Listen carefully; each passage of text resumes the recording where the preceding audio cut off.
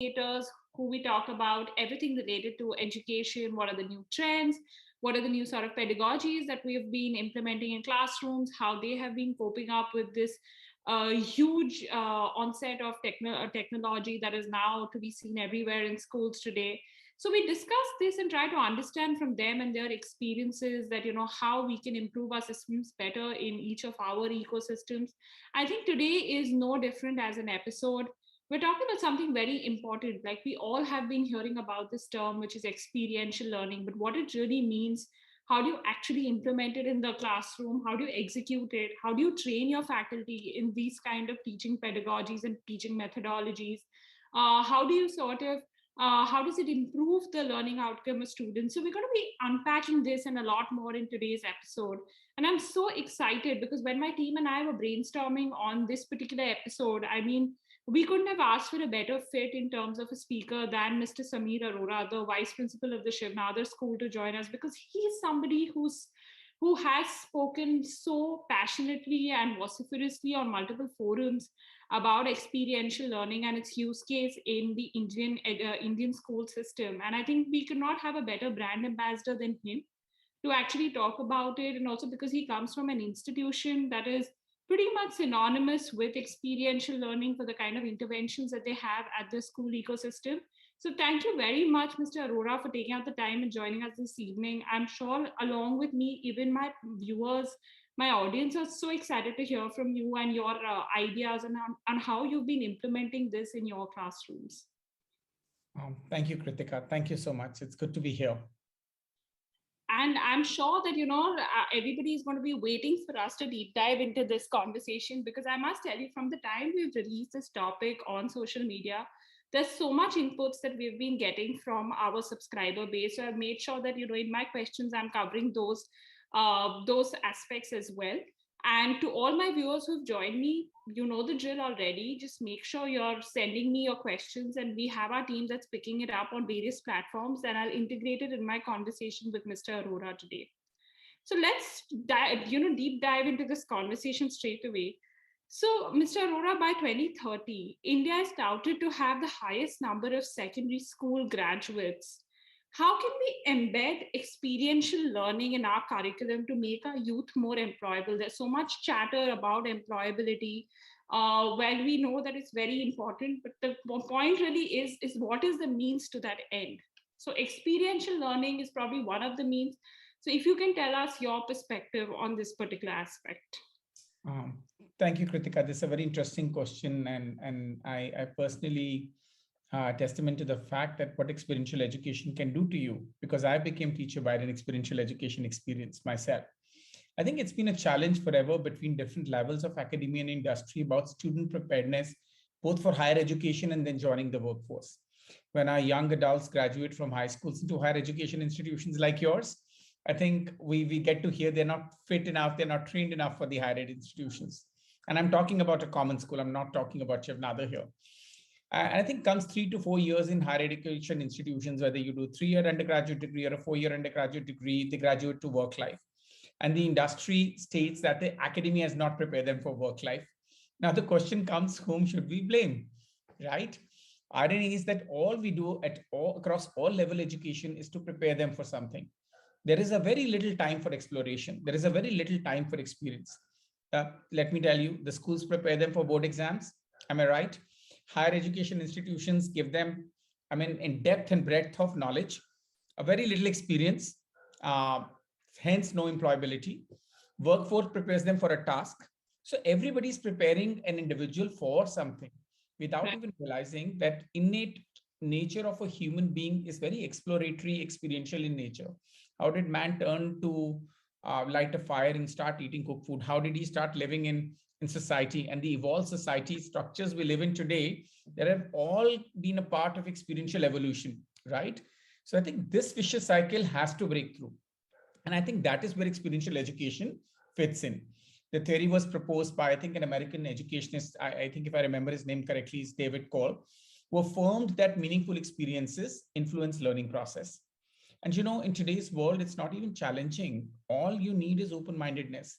Meaningful experiences like field trips, internships, project-based learning, real-world problem solving, And what you don't need is formal education for that. Many organizations today, offer opportunities to engage in meaningful experiences. At Shivnada School, I was reading, two students wrote to me last evening who've sort of built up a community music institution in a disadvantaged community, you know, Wow.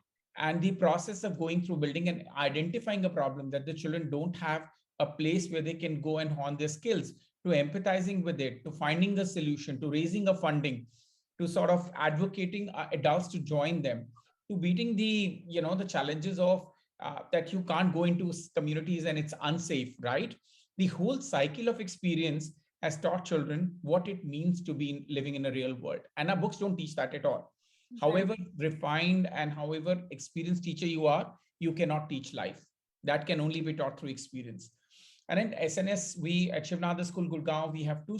I mean, I've talked about these students. We have art integration across all subjects. We do something called AHA Arts and AHA Sports, which is an integral part of the curriculum, where children are free to express the form they most identified themselves with, whether that's performing arts, creative arts, sports.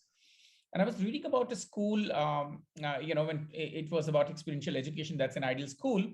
It's called a Think Global School, which takes children over a period of 4 years in high schools to 4 different countries to study. Imagine the experiences children have.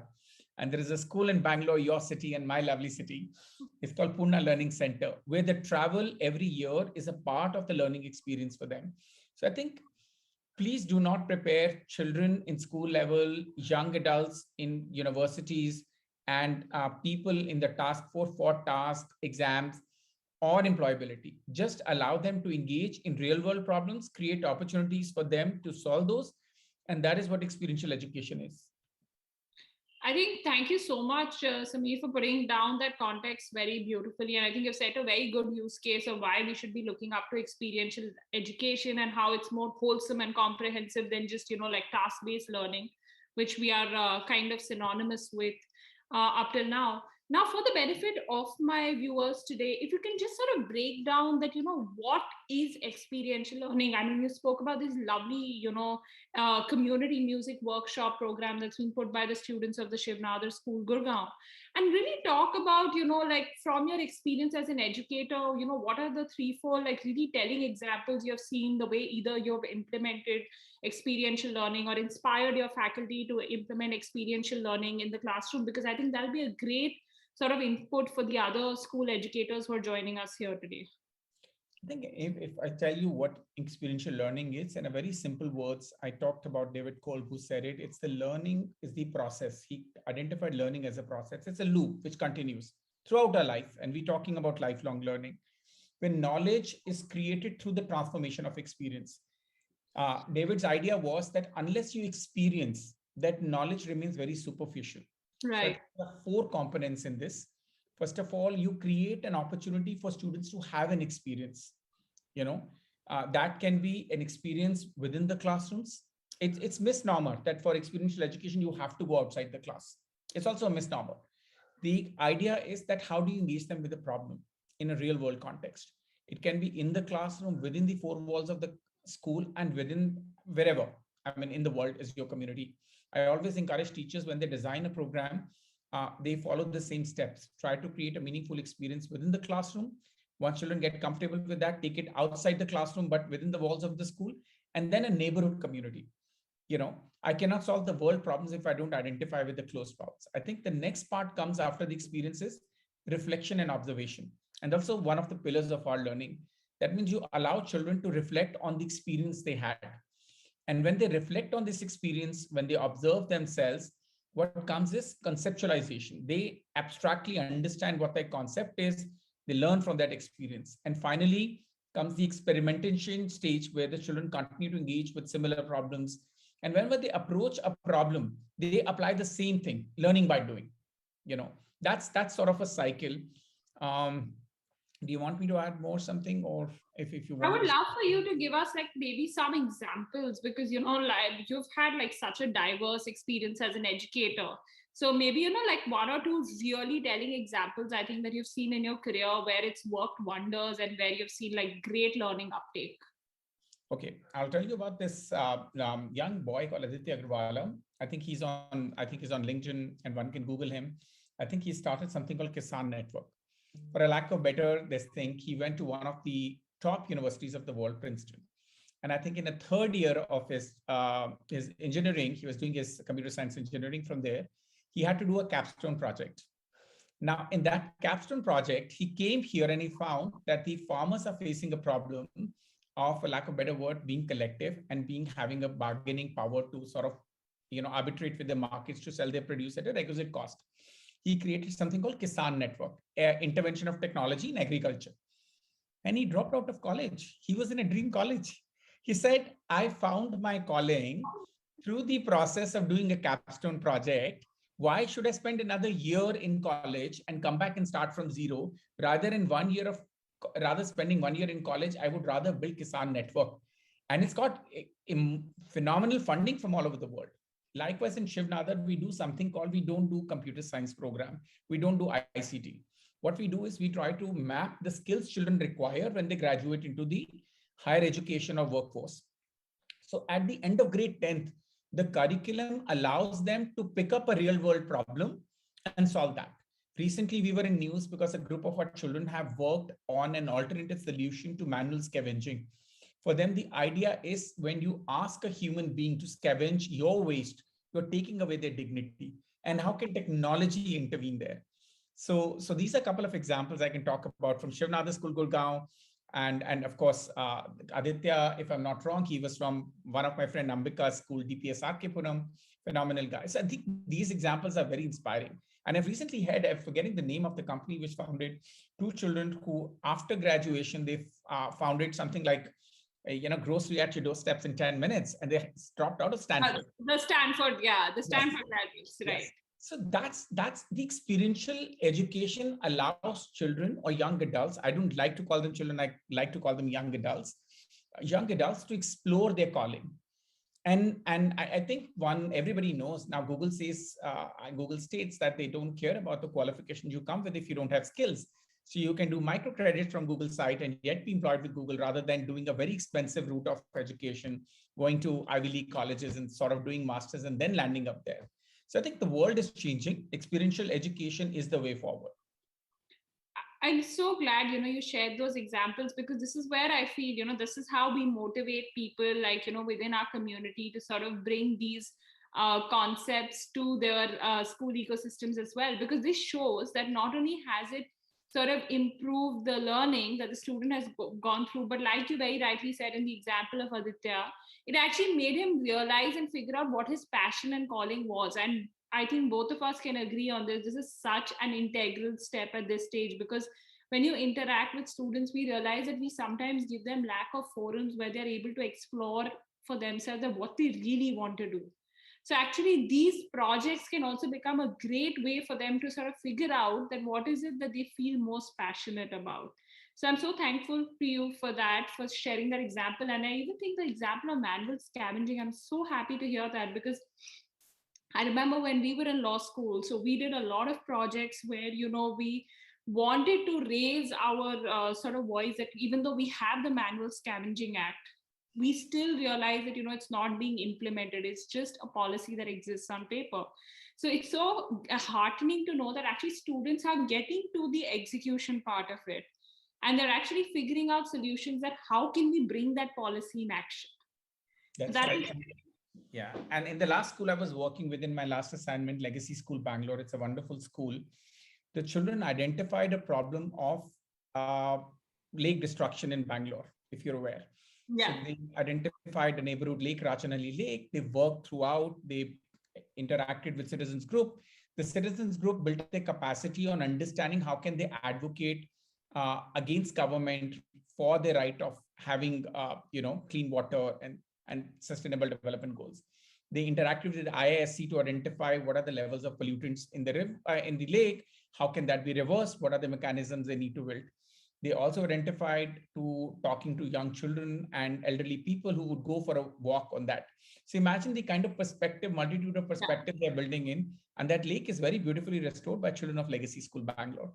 And I think these are very heartwarming stories, which allows us to understand and reflect that education cannot be confined into four walls of classroom. It has to go beyond. Absolutely. And I think you very rightly hit the nail on its head. Just apart from, the conventional learning, the fact that these students, have taken the initiative of, identifying a problem, solving it, you also realize there are a lot of multiple skills that are being developed along the way. And more importantly, also, a sense of social responsibility, which is so completely important. This is one of the biggest life lessons, and a characteristic or attribute you would want a child, a young adult or a child to have. Very, very heartening to know. And I'd really encourage all my fellow educators who are joining me here. Really, I think, these little examples, if you take them back to your institutions, there's really so much impact that we can make and really improve the learning and improve the kind of individuals that we are producing today in each of our institutions. So, I mean, we've spoken about the effects on students, but, Samir, while we're talking today, at the end, our faculty are the ones who are driving all these initiatives. I feel like we don't talk about this enough, but how do we train our faculty? How do we train them to sort of adopt these new pedagogies, these new techniques that we are talking about today? So what is your take on that? You're in a senior administrative position. How are you inspiring your faculty? How are you training them today? I think interesting, Kritika, if you know as adults, if you reflect on our own learning journey, it's extremely evident that our learnings were the best when these were based on our experiences.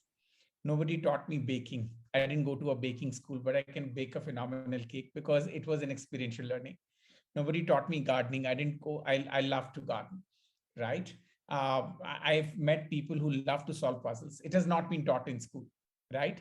I think these are the experiences we get excited about. An important objective of NEP is also to foster experiential learning and critical thinking among students. And I hope government revises our curriculum from Bachelor of Education and Master of Education. And if you ask me, um, how much does it cost to train your teacher today in the world? I think technology has bridged that gap and brought in a sense of equity in a way. If you have access to technology, you can learn anything today. And our Absolutely. training teaches us very well. So I think I think government can run programs. There are organizations, there are individuals who are training on this pedagogy. But most importantly, there are MOOCs, massive online open courses. You have a Stanford faculty teaching you about experiential education. 10 Right. years back when you and I were growing up, we didn't think about that, right? To do even a workshop in Stanford, we had to spend 7-8 lakh rupees to go sit there, study there, or attend something. But you can sit at the comfort of your home. If you have technology, the world is your playground. So I think what it requires is intention and open-mindedness, that the experiential education is a way forward. The way world is changing, we need to adapt our teaching methodologies to more engaging children in solving real world problems, because inside the book there's nothing going to happen. Let's look at Kiran Sethi's school, Riverside School in Gujarat, right? Yeah. Hyderabad. Phenomenal work she's done. Phenomenal. Whether that's Ragiri or teaching children what it means to to be a child labor. She's done phenomenal work. So I think there are examples all around. There are people who have put in online open resources free of cost for you. And that's all you need. You just need an intention. And hopefully NEP's focus on this will accelerate training and development in this pedagogy amongst government teachers. My, Right. yeah, my major concern stems out from there. Right. No, absolutely, I think. And Samir, there's a really important, I think, aspect that I pick up from your response, which is, that attitude mindset to learn, want to learn, right? I mean, we have all these resources that are available in abundance, but really it's about, creating that attitude where you want to learn, you want to constantly update yourself.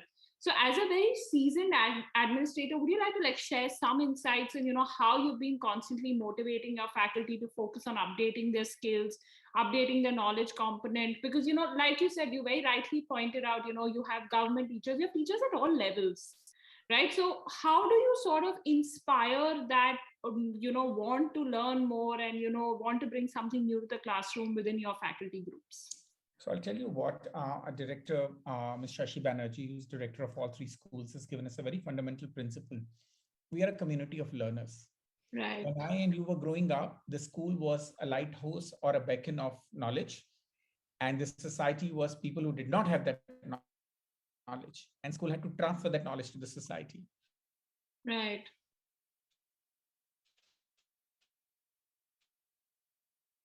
Program and Cambridge A levels. I walk into the classroom and I have no shame in telling my children, I don't know this. Maybe you can teach me, right?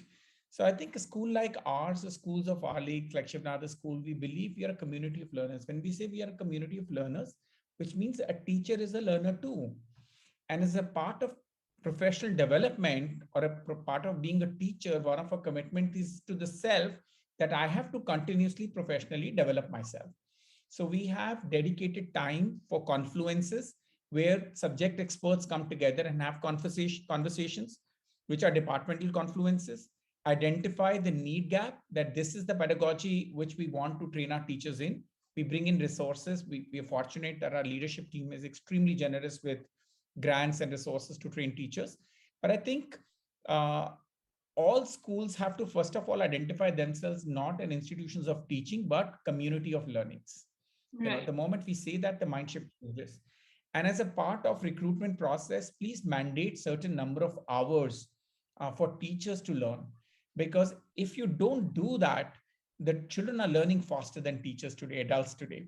In no time there will be another profession which will lead towards redundancy, which is teaching. you know and I always laugh about it when teachers started talking about, I think there was a school in Bangalore which introduced a robotic teacher. And I said, oh, we are going to be replaced. And I said, a robot can replace a teacher, that definitely that teacher should be replaced. I know a robot cannot replace me, right?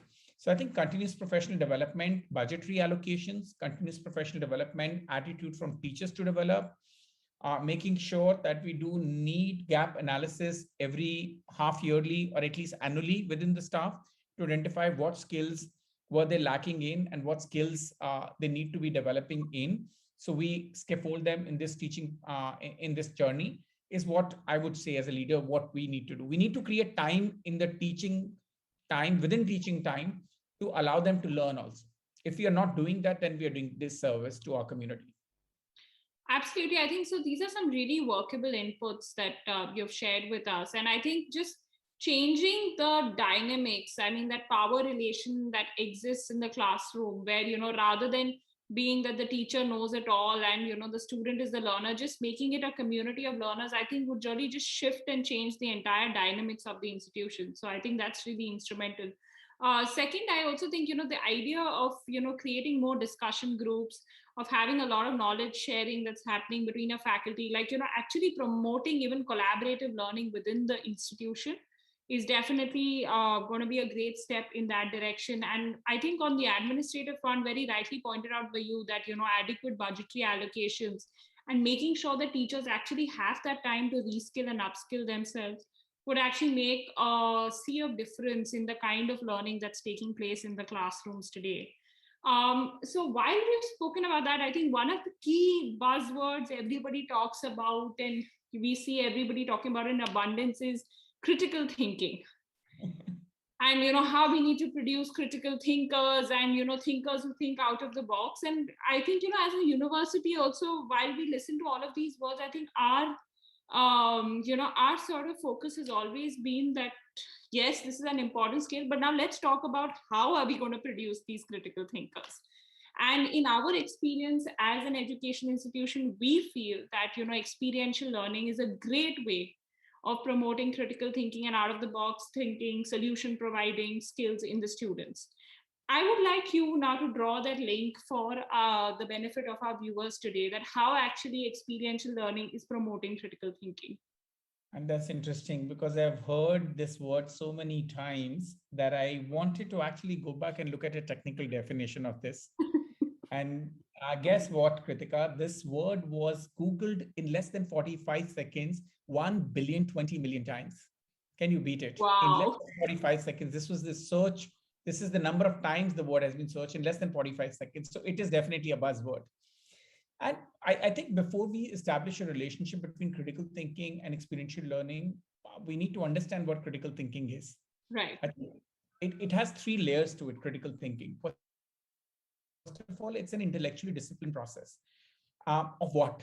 Of actively and skillfully conceptualizing, analyzing, synthesizing, evaluating information which you've gathered either from sources or by observation, experience, reflection. We talked about David Klopp circle of reflection. That is the second step, reasoning or communication. And what does it do? It allows you to either build a belief or it allows you to take an action. So people who think critically consistently attempt to live rationally, reasonably, empathetically. So I think critical thinking in a very nascent stage is basically a process through which you filter your information. If I come to you and I say, I'll give you a very simple example. We got a funny letter last night, which was sort of on a paper scribbled. And based on that, as an individual, I took an action. I didn't even question that where this letter coming from, right? There are so many WhatsApp messages, floating around, and we believe 90% of it. And in IB, we have a very interesting philosophy where we say, TOK, theory of knowledge, how you know what you know, right? So when I receive information, when I have a communication, when I'm trying to do something, am I skillfully applying the concepts I've learned in the classroom? Am I analyzing? Am I synthesizing that information? Am I validating the resources I'm receiving this information before I'm taking the act? So I think critical thinking process is a holistic view of when you receive an information for any reason, personal, professional. It's not categorized just into professional space. It's also in personal, then logically thinking it through and then arriving at a decision. I think just a very simple example. I've been to Finland a couple of times and learning missions and understood why their education system is so highly ranked, because they focus on learning by doing and not testing. In the entire journey of a child's academic life, he tests only once at the end of high school, right? Wow. At the end of high school. There's no testing throughout. So there is a joyful learning. They also believe in active engagement. I went there. On a lighter note, I immediately video called my mother because in sub-zero temperature, I saw 6-year-old children rolling in the snow. That was a way of naturalizing their environment because they live in a very cold environment, right? And I'm sure if my mom would have seen me rolling in the snow, she would have freaked out, saying, "Ki bimar ho jayega, zukam ho jayega." But here are 6-year-old, 5-year-old, 4-year-old children who are rolling in the snow. So that sort of freedom, active engagement, and a very interesting thing I observed, I went to about 20 different schools in 2-3 missions. And this interesting point I saw is, no, I think 12 schools I went to. So every school had a kitchen, fancy kitchen. And I was wondering, I said, I don't see a teacher there. There's nobody having coffee here. It's not a pantry. What is it? So they told me this is a subject called home economics. Every single child goes through the subject study of home economics because by the time they graduate from high school, their parents encourage them to start living independent life. So they are taught how to wash, I don't know how to iron my clothes. I'm not very proud of it, but I have not been taught by the system, right? Right. So even to live your life fulfilled, it's not just the cognitive development, it's the basic skills. Do you have the skill of budgeting? Do you have the skill of ironing? Do you have the skill of cooking your own food? These are skills required. The right? essential life skills. Yeah. And one of the beautiful articles, Kritika, I will ask you to please pick up. Oli Pakka is the Director General of International Baccalaureate, and he's a product of Finnish education system. He's written an article about how jazz taught him lessons in management. And he's the most powerful man in education today.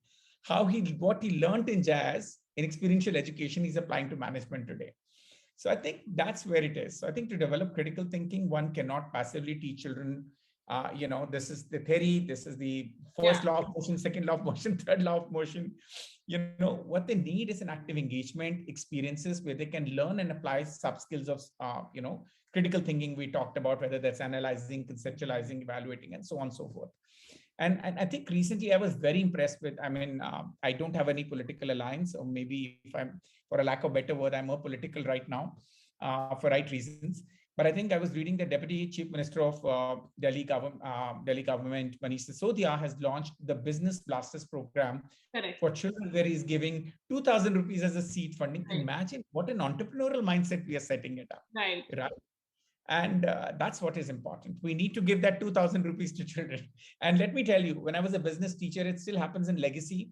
Every year, children in grade 11th, when they take business, they have freedom to submit a business proposal and claim seed funding from me as a business teacher. My budget was up to 5,000 rupees. and they would sign a contract and they will tell me that if they don't earn this money through over a period of next 6 months, they will refund it with the rate of interest, which was very high. I set it up Wow. 40%. So so the kids had a drive. They needed to make Yeah. money. So they created business plans, they identified the right audience, they sold their business plans, and it goes on in cycle. So I think what we need to do is just mindset. Fantastic. I mean, I must say, I love that interest part of it because you're building that accountability as well. So accountability to outcome and the fact that you need to deliver, I think that's, wonderfully put. And the way you build that linkage between, how critical thinking and just unpacking for everybody what critical thinking is, what are the main components in it, and how we can bring it into the classroom. I think it's been phenomenal. And I must say, I think, Sameer, I'm speaking on behalf of everybody who's joined me today. I mean, each of your responses just show how committed you are to the cause of education and how committed you are to the cause of, promoting experiential learning. And that's what sets you apart as an educator today. And I'm so glad that, you are now a leader that so many people are looking up to, getting inspired by. You're leading this wonderful set of faculty that you have at Shivnadar School. And I'm so, so thankful to you for taking out the time and joining us today. I mean, really, I think for us at higher education, it's so heartening to hear, when we speak to school educators, that, there's so much of synergy. It's unfortunate that, there is this bridge which is yet to be gapped. I'd say, this gap that needs to be bridged effectively. But when I hear these things, I just feel there's so much of synergy between, what, new age institutions are doing today in the higher education space, as well as new age schools are doing today, what you're doing in each of your ecosystems. And there's so much of potential for all of us to work together and bring more impact. And I'm so glad there are universities like Vijayabhumi universities which are not looking at children as a percentage product.